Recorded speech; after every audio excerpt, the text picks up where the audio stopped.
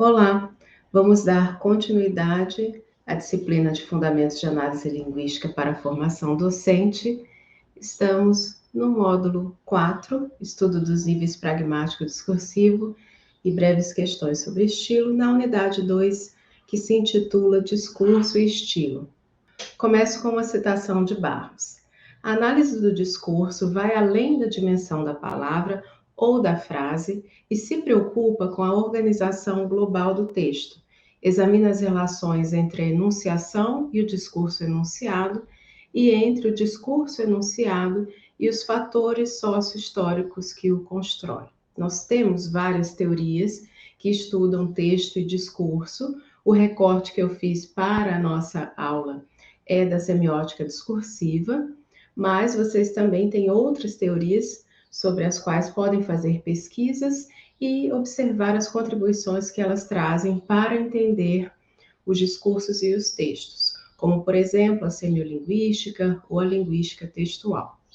A semiótica é uma das linhas teóricas que estudam o texto, e eu coloquei aí não a palavra ou a frase, e busca dar explicações de como os textos constroem sentidos. Então, o objetivo maior é entender o processo de significação dos textos. Para isso, para construir sentidos, nós utilizamos a observação e análise da organização linguística e discursiva. Então, não é que estejamos desconsiderando, né, frases, palavras, nós precisamos observar esses itens, mas o objetivo é verificar como tudo isso contribui para a construção de um sentido que é feita a partir de um enunciador para um enunciatário, para aquele que vai receber o texto.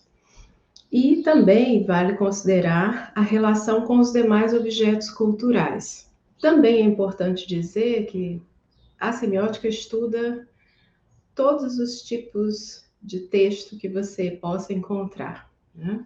Então, nós podemos analisar tanto os textos puramente verbais, como os romances, alguns romances. Também podemos estudar textos visuais, como pinturas, textos que misturam várias linguagens.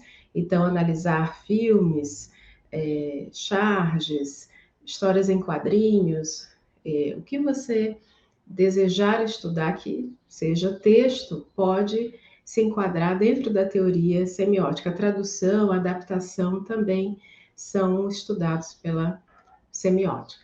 Nós vamos falar mais nessa aula sobre os procedimentos linguísticos discursivos.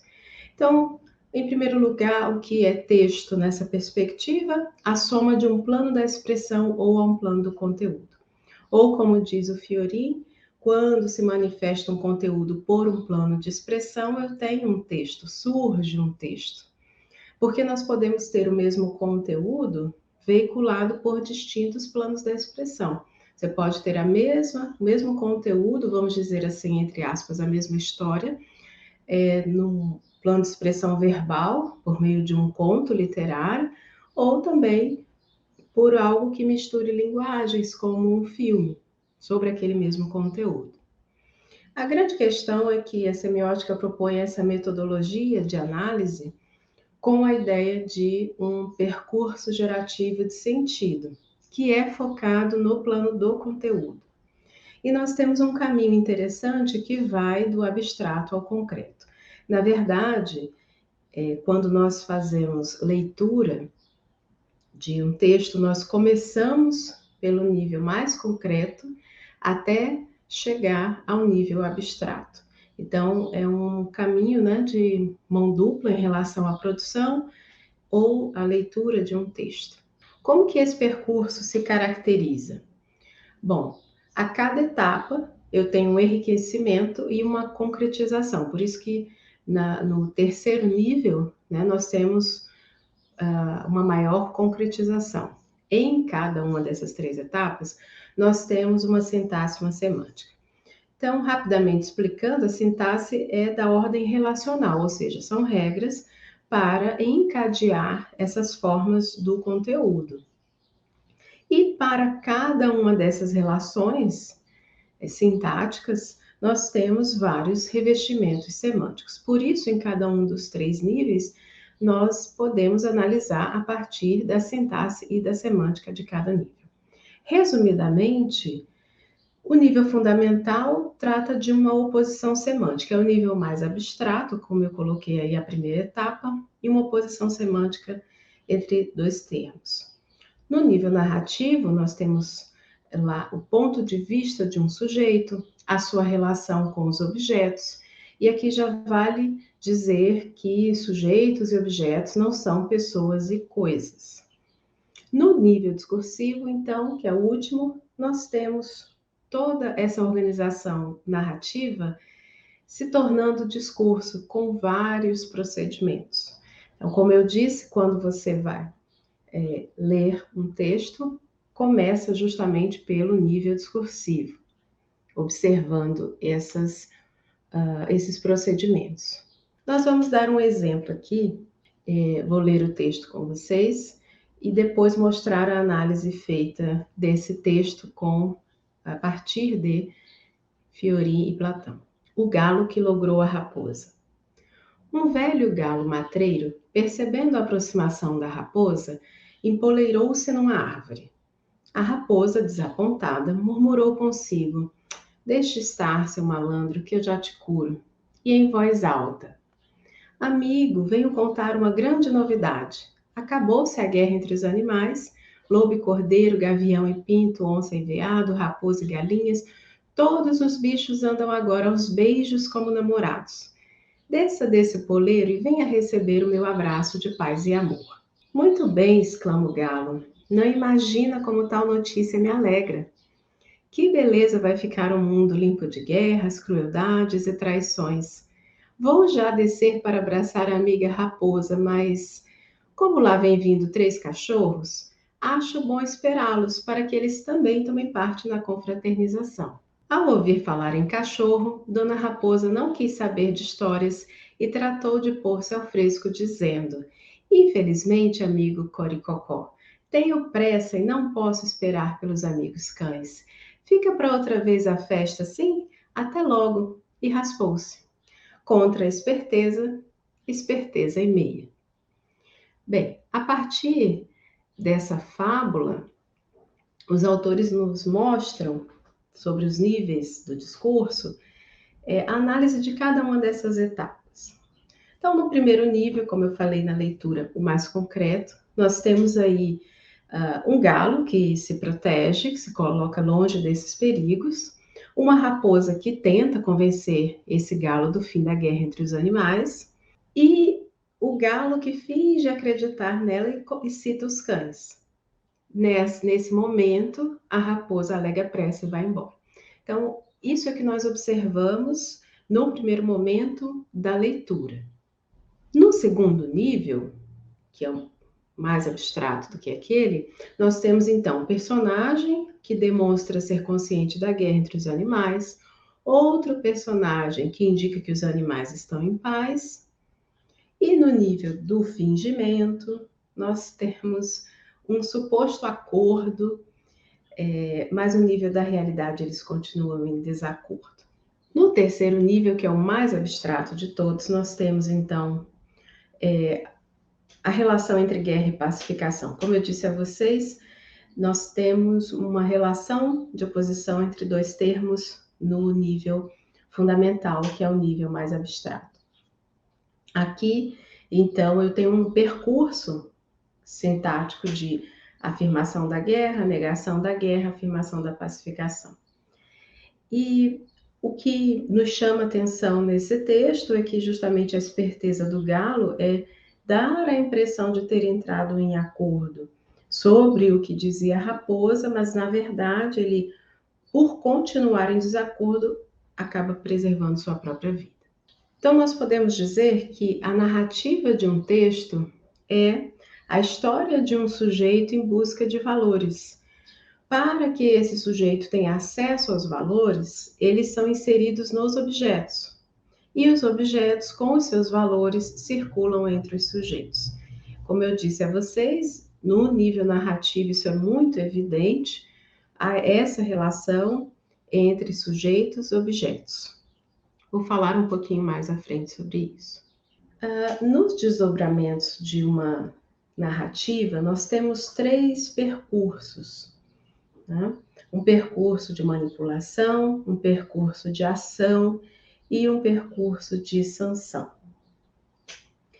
E os textos não precisam mostrar todas essas etapas. O que eu estou apresentando a vocês, e já quero reforçar, é que dentro dessa metodologia do percurso gerativo de sentido, da semiótica francesa, né, semiótica standard, nós não estamos dizendo que em todos os textos vocês vão encontrar explicitamente a etapa da manipulação, da ação e da sanção. O que é a sanção?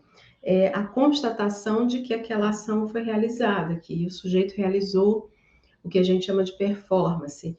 E nesse caso pode haver distribuição de prêmios ou castigos nessa etapa de sanção. Bom, vale mais uma citação aqui importante.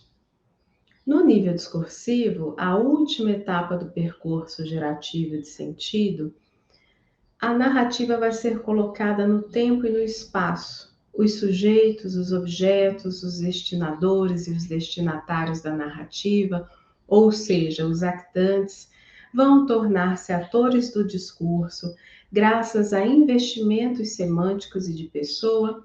Os valores dos objetos vão ser disseminados como temas e transformados sensorialmente em figuras.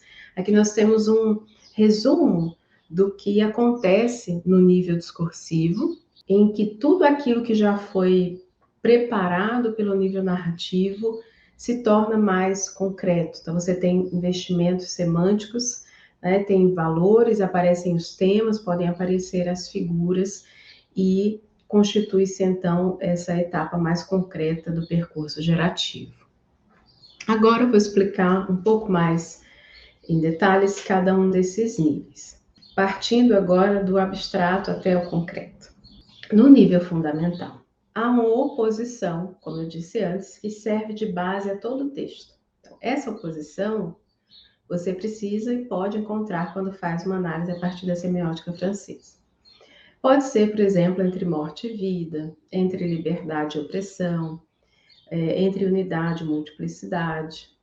E aqui é importante destacar que quando você está no nível fundamental, observando qual é a oposição de base daquele texto, né, o fundamento daquele texto, também há necessidade de observar qual dos termos vai receber uma valoração, né, positiva ou negativa, ou como a gente fala, um termo eufórico e outro disfórico.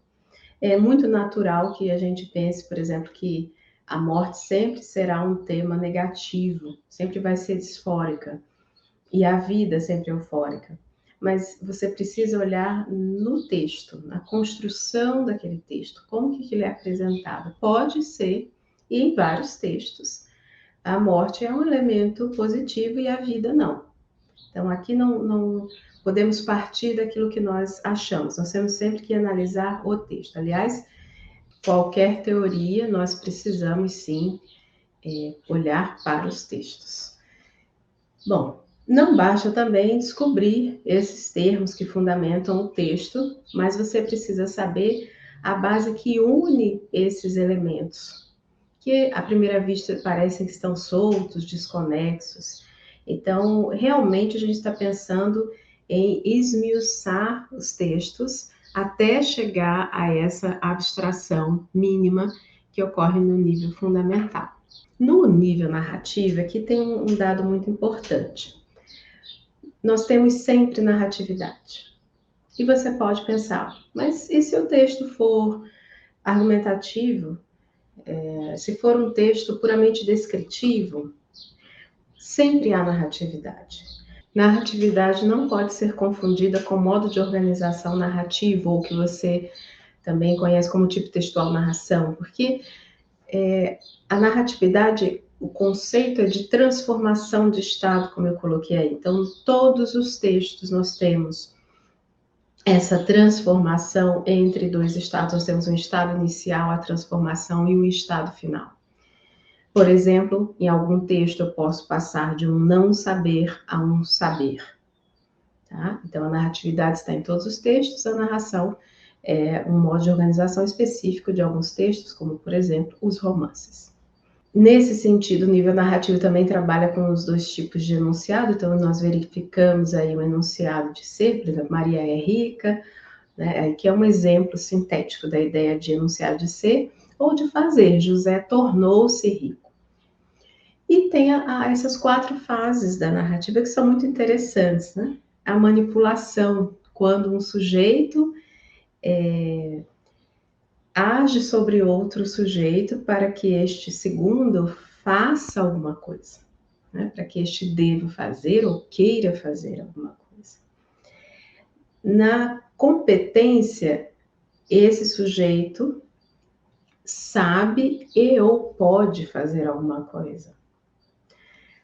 Finalmente, quando nós temos a performance, há a transformação central da narrativa. Então, a performance é fundamental, inclusive para a sanção, porque nós já vimos que a sanção diz respeito a essa constatação de que a performance foi realizada.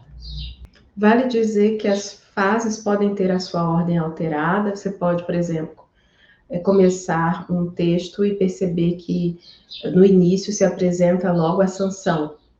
Então, eu já tenho ali a performance realizada, já tenho, por exemplo, um castigo sobre um personagem, e ao longo da minha leitura, eu descubro o que aconteceu. Então, o texto começa pela sanção, pode começar por onde se desejar.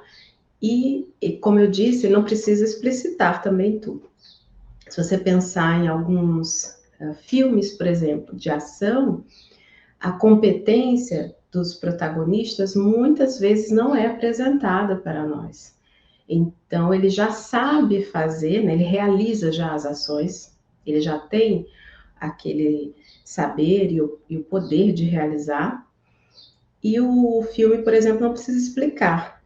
Né? Nós aceitamos aquilo enquanto enunciatários como algo já dado. Em algum momento que não nos contam, ele adquiriu aquele saber, ele foi treinado para fazer aquilo, por exemplo. Você também pode ter algum texto que pare numa fase, na fase de manipulação, e nem chegue à competência, à performance e à sanção. Então, é bom observar essas alterações nos textos. No nível narrativo, ainda nós temos, na parte da semântica, os objetos de valor e objetos modais. Eu coloquei uma definição breve para vocês. Os objetos modais, como eu disse, lembrando que há uma relação entre sujeitos e objetos. Os modais representam aquilo que o sujeito precisa para a performance. Por exemplo, para adquirir um poder vencer, eu posso concretizar isso como uma espada. E são muito interessantes os textos, por exemplo, alguns contos de fadas. Eles mostram muito claramente essas etapas todas, né, dos textos. E aí, por exemplo, para enfrentar o antagonista, o vilão, aquele personagem precisa desse poder vencer. Pode ser uma espada, pode ser outra habilidade, ou algo que ele necessite. Isso é um objeto modal. Agora, o objeto de valor é aquilo que ele é objetivo, é aquilo que é o objetivo do sujeito. Por exemplo, ele pode querer riqueza, né? E essa riqueza pode se concretizar depois como joias, obras de arte e tudo mais, que esteja, né, dentro dessa categoria. Finalmente, no nível discursivo, nós temos um nível mais concreto, como eu já disse várias vezes, que tem as variações daquilo que é invariável. Por exemplo, eu coloquei ter conjunção com amor. Isso é algo invariável, que se repete em inúmeros textos, e eu posso concretizar essa conjunção com o amor, um sujeito que queira estar em conjunção com o amor de variadas maneiras. Né? É muito interessante porque justamente a riqueza do nível discursivo é que diferencia, né, uma história de outra, por exemplo. Porque se você for analisar na essência, muitas vezes elas são muito similares, né? Estão baseadas na mesma posição semântica, os sujeitos estão buscando os mesmos objetos, mas o que modifica, então, é como o enunciador prepara esse nível discursivo para nós. Ali também no nível discursivo tem a projeção do enunciador, e aqui é importante dizer que enunciador não é uma pessoa, é uma instância, você descobre a partir das produções discursivas quem é, como é esse enunciador, e ele pode, então, ter a intenção, né, a intencionalidade de gerar proximidade, usar uma primeira pessoa, usar um narrador de primeira pessoa, ou gerar um distanciamento com a terceira pessoa. Muitas vezes também nós lemos nos materiais, algo que você já deve ter ouvido, que os textos em primeira pessoa estão vinculados a um efeito de sentido de subjetividade e os de terceira pessoa de objetividade, assim como ocorre nas notícias, por exemplo. E o uso do discurso direto é uma dessas maneiras de reconstruir o que foi dito e gerar efeito de realidade. Observem que eu disse efeitos de sentido, aqui estou falando de efeitos de realidade, tudo é uma construção, na verdade. Tá? O discurso direto, por exemplo, quando você lê um romance, você tem essa sensação enquanto enunciatário de estar, o efeito é esse, né? Que você esteja lendo as palavras exatas ditas por aqueles personagens. Isso também quando nós estamos dentro do domínio discursivo jornalístico e há o discurso direto, dada voz a alguém, tem o mesmo efeito de realidade. Ainda no nível discursivo, é interessante pensar que nós podemos explorar a polissemia das palavras. E os textos podem gerar mais de um caminho de leitura. Isso acontece muito com textos de humor. Aqui nós temos um exemplo do texto da nossa leitura obrigatória, que é uma propaganda. O Brasil vai ficar muito mais legal se você responder corretamente ao censo. Então, a palavra legal tem esse caminho de leitura explorado, tanto no sentido de estar dentro da lei, quanto na versão coloquial, né, no significado coloquial de algo positivo. E aqui eu destaco um dado muito importante. Os textos não admitem todas as leituras ou infinitas leituras. Porque, ao fazer a análise, utilizar uma teoria como a semiótica francesa, por exemplo, você percebe que os textos te limitam na análise. E eles precisam nos limitar. Senão nós começamos a inventar interpretações que não têm base naquele texto. Claro que os textos têm, por exemplo, implícitos, né, subentendidos, pressupostos, mas ainda assim nós não podemos interpretar da forma que nós quisermos e todas as interpretações estarem adequadas àquele texto. Não. A partir do momento em que você analisa, você também verifica as limitações que aquele texto te dá para a construção do sentido.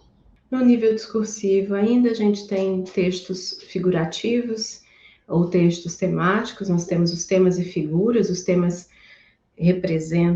explicam as coisas do mundo, né, estabelecem relações, e as figuras causam um efeito de realidade e representam o mundo. Os temas são abstratos, como elegância, liberdade, vergonha, e as figuras são os elementos concretos. Então, há textos temáticos e há textos figurativos. A fábula que nós lemos é um texto figurativo. Não significa que os textos precisem ser 100% temáticos ou 100% figurativos, mas é sempre importante perceber o que prevalece. E uma citação de Platão e Fiorin. O leitor ingênuo permanece no nível figurativo e não é capaz, como faz o leitor mais avisado, de perceber os significados mais abstratos que estão sob os termos concretos. Nos textos temáticos, um grande tema abarca os temas parciais disseminados ao longo do texto e dá coerência a eles. Então, dentro dessa semântica do nível discursivo, para que você compreenda melhor o texto, não basta ficar no nível das figuras. Por exemplo, é uma história sobre um galho e uma raposa. Sim, mas qual é o tema, né, que está subjacente a isso? Então, nós precisamos, como ele diz, parar com uma leitura ingênua que fica só no nível do figurativo. Para além do percurso, vale dizer que os elementos da expressão, eles podem mostrar relações relevantes entre os dois planos, conteúdo e expressão. Coloquei aqui um trechinho. Pedras, pingos pulam de alegria, como vidro moído numa dança louca. Estes e outros versos do poema Chuva de Pedra, vale a sua leitura, demonstram e reforçam a sensação da chuva de pedra. Aqui se está falando do trabalho com os sons dentro do poema, então são recursos da expressão que nós temos. Ainda vale comentar sobre aquela relação, né, com a sociedade e a história. Nós temos a possibilidade de analisar essa relação pela semântica do discurso, com os temas e as figuras, e pelas relações intertextuais e interdiscursivas. Como que os textos dialogam com outros textos? Em tempos e espaços distintos, isso você precisa considerar, e entender que eles podem, obviamente, concordar ou discordar dos demais. 3 pontos importantes: você pode fazer recortes nesse contexto sócio-histórico, escolher alguns diálogos entre os textos e deixar outros de lado, considerar que a sua análise feita não é a única possível, porque outros recortes poderiam ser feitos. Essa é a perspectiva de Barros, do nosso texto, né? E ainda entender que não há infinitos diálogos a partir de um texto. As pistas desses recortes nos dão uma direção. Tem bastante relação com aquilo que eu já disse anteriormente, de não podermos realizar infinitas leituras e infinitas interpretações dos textos. Para finalizar, vamos falar sobre a questão do estilo. Eu recomendo que você considere a leitura da obra do Cláudio César Henriques, que está na nossa referência. Lá há mais capítulos a respeito, por exemplo, da estilística fônica, da estilística da enunciação, um capítulo sobre figuras de linguagem, que é muito importante. Aqui nós vamos só introduzir o tema. A palavra estilo sofreu mudanças de significado desde a sua origem na língua portuguesa. Em um desses significados, ela está vinculada à escolha de meios de expressão, com base nas intenções de quem produz um texto. E essas 4 perguntas são importantes para guiar os usuários, né? O que eu tenho a dizer, para quem eu vou dizer, como vou dizer, quando vou dizer. Isso, pensando na produção textual, deve ser sempre considerado, né? Sobretudo, aqui eu destaco para quem vou dizer, porque isso interfere bastante. Dentro da semiótica, por exemplo, nós sempre dizemos que o sujeito da enunciação tanto é o enunciador como o enunciatário, então eles estão sempre em relação. O estilo diz respeito a essas escolhas, né? E nós podemos, então, nos estudos linguísticos, considerar a construção e a reconstrução da língua, quais são os usuários envolvidos nessa interlocução e qual é o contexto social e histórico. Por fim, vale dizer que o estilo revela o enunciador e o enunciatário. O Domício Proença Filho, num livro sobre literatura, vincula o estudo do estilo à sintaxe e ao vocabulário, embora ele já diga também que outros níveis da língua são importantes, mas o estilo para ele é a utilização individual dos meios de expressão. E é por isso que todos temos estilo. Claro que é uma palavra também muito vinculada à literatura, os estilos de época, os estilos dos autores, mas todos nós temos a nossa maneira individual de produzir os textos. Também indico que você busque, por exemplo, o livro da professora Norma Dicini, O Estilo nos Textos.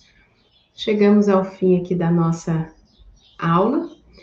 Fica a minha recomendação, como disse, da leitura do Cláudio César Henriques e também das leituras que nós deixamos para vocês, das indicações de leituras. Um abraço e até a próxima.